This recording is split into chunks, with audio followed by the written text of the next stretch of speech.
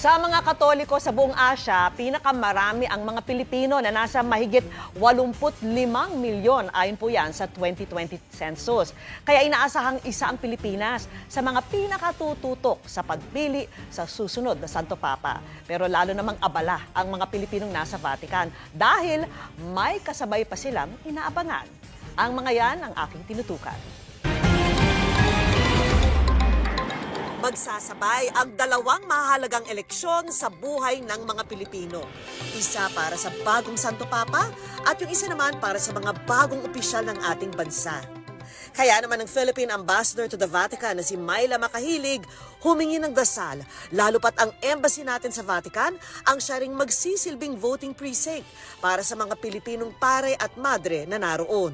This is the first time that we're doing this, but we're happy that, ang mga pare at madre at seminarians natin who are eligible to vote really do take time.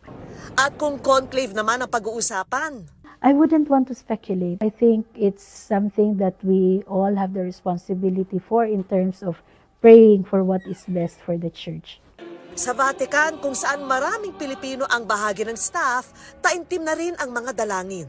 Para naman kay Father Greg Gaston na namamahala sa tirahan ng mga kardinal habang sila'y nasa Roma, nag-iwan siya ng simpleng payo para sa mga deboto. Bring joy, love, peace, justice into this world, and we do that each day in our daily life, and that way we also sort of continue the mission of Pope Francis.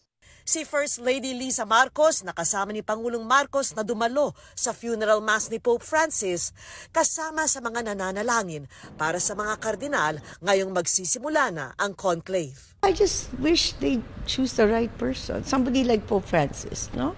Somebody that will bring, that's not dogmatic, that will bring the church back to us, Christianity. Somebody who's humble, kind.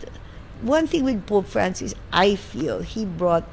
Para sa GMA Integrated News, Vicky Morales, nakatutok 24 oras.